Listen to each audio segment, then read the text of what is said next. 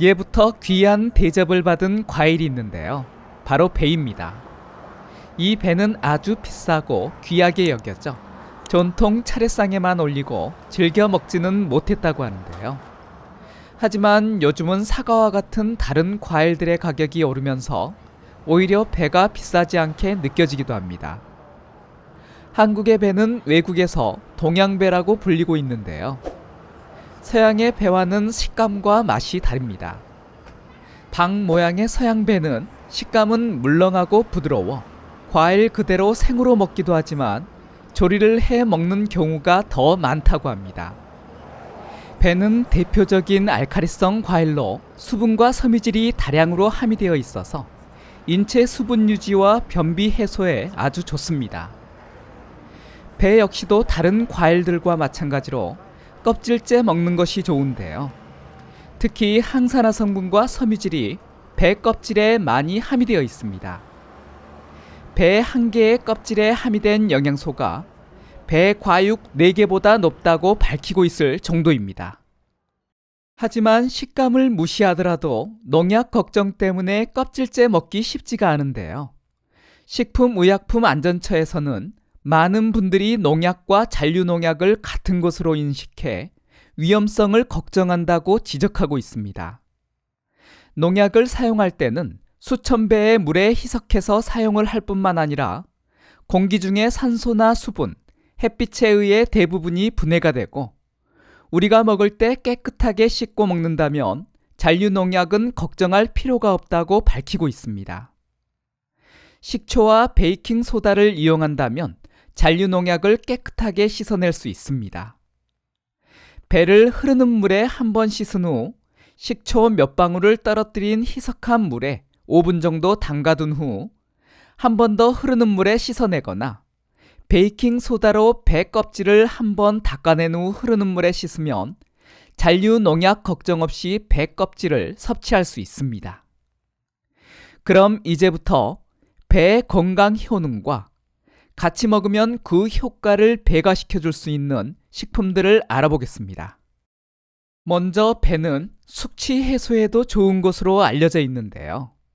알칼리성 식품으로 수분 함량이 높고 당분과 유기아미노산이 풍부해서 피로 해소에 도움이 됩니다. 그리고 간의 기능을 촉진시켜 체내의 알코올을 해독하는 작용이 뛰어납니다.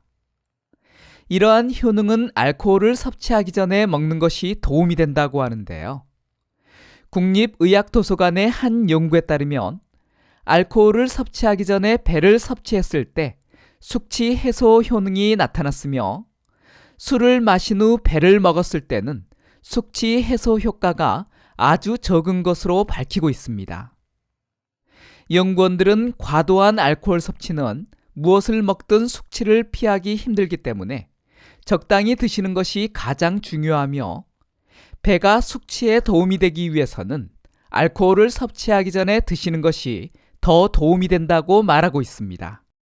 배를 먹다 보면 상당히 달다는 것을 알 수 있는데요. 이러한 단맛 때문에 당뇨병에 좋지 않다 생각할 수 있습니다. 하지만 식품의약품안전처에서는 단맛이 강한 과일이라고 해서 혈당을 더 많이 올리는 것은 아니라 밝히고 있습니다. 한국에서 유통이 되는 과일들의 당도와 혈당 지수를 비교한 연구에서 비교 과일 중에 비교적 당도가 낮은 복숭아의 경우 당도가 높은 과일들보다 혈당 지수가 가장 높게 나타났으며 당도가 가장 높은 사과의 경우는 낮은 혈당 지수를 보였습니다. 배의 경우는 복숭아와 비슷한 당도를 보였고 사과와 비슷한 혈당 지수를 보였습니다. 배의 혈당 지수는 GI 35이고 1회 섭취량인 100g, 약 4분의 1개를 먹었을 때의 혈당 부하 지수는 GL 3.2로 혈당 지수와 혈당 부하 지수 모두 낮은 과일입니다. 배에 다량 함유된 섬유질이 혈당이 급격히 오르는 것을 방지하고 나쁜 LDL 콜레스테롤 수치를 낮춰줘 당뇨 합병증으로 발생할 수 있는 심혈관 질환과 뇌졸중의 위험을 감소시켜줍니다. 섬유질은 배 껍질에 다량으로 함유되어 있기 때문에 당뇨인이라면 깨끗하게 씻어서 껍질째 먹는 것이 좋습니다.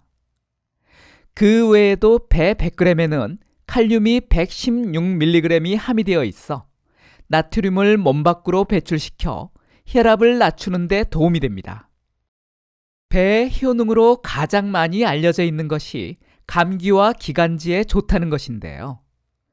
특히 가을이 되면서 날씨가 쌀쌀해져 감기와 기관지 질환이 발생하기 쉬운 이 시기에 정기적으로 배를 섭취하면 환절기로 인한 질병을 퇴치하는 데 도움이 될 수 있습니다.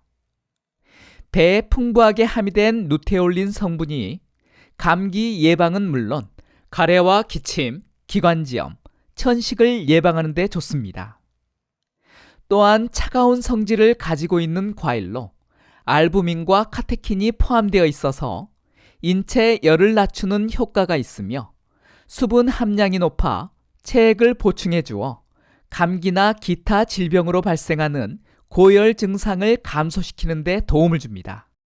천연 소화제로도 알려져 있는 과일인데요.